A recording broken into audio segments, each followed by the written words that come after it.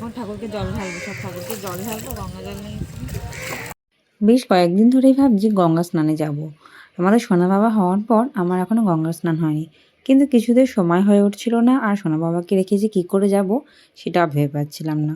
কিন্তু এভাবে তো দিন অনেক দিন চলে যাচ্ছে, তাই আজকে অনেক সাহস করে মায়ের কাছে সোনা বাবাকে রেখে সকাল সকাল বেরিয়ে গেছিলাম। যেহেতু আজকে ভালো দিন, রথের দিন, এই জন্য সকাল সকাল বেরিয়ে এসেছি। আর এসে স্নান করতে এসে দেখি একদম ফাঁকা। এর আগে আমি কখনো মাকে ছাড়া গঙ্গা স্নান করিনি।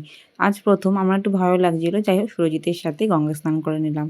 আর জলটা অনেকটা বেশি ছিল, 3টে ডুব দিয়েছি। তারপর সেখান থেকে জল নিয়ে সব ঠাকুরের কাছে দিয়েছি। আর বাড়ি থেকে ফুল আমি নিয়েই এসেছিলাম। তারপরে এখানে ড্রেস ছাড়ার জায়গাটা আছে, যখন মায়ের সাথে আসি আমরা এখানে ড্রেস চেঞ্জ করি। আর আমি জামা কাপড় নিয়ে এসেছিলাম, কারণ ভিজা গায়ে অতদূর যাওয়া সম্ভব নয়। তাই এখান থেকে আমি ড্রেসটা চেঞ্জ করে নেবো এই ঘরটা থেকে।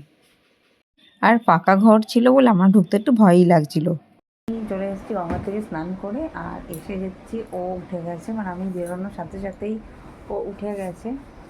আর মানে আমি বেরোনোর 5-7 মিনিটের মধ্যেই ও উঠে গেছে। তারপর মা ওকে কোলে নিয়ে বসেছিল।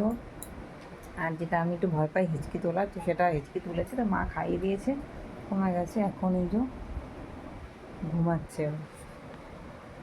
যেহেতু এতদিন গঙ্গা স্নান হয়নি, এই জন্য ঠাকুরের কিচ্ছু ধরতেও পারছিলাম না।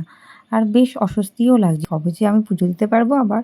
তো যাই হোক, গঙ্গা স্নান করে এসে সকাল সকাল আগে তুলসী তলাটা ধুয়ে দিলাম, কারণ জলটা এখনও আছে। আর কদিন ধরে যা বৃষ্টি শুরু হয়েছে, ভাগ্যিস আজকে বৃষ্টিটা একটু কম ছিল। তুলসী তলা ধুয়ে এসে আমি ঘরে চলে এসেছি। ঠাকুরের কাছে অনেক দিন ঠাকুরের কাছে বসে প্রণাম করা হয় না, দূর থেকে একটু প্রণাম করে নিতাম। আর গোপালগুলোকে উঠিয়েও নিয়েছি। তো আজকে ছোট্ট মিনি ব্লগটা এখানেই শেষ করছি। দেখা হবে খুব তাড়াতাড়ি নতুন একটা ব্লগ নিয়ে। আজকের মতো টাটা।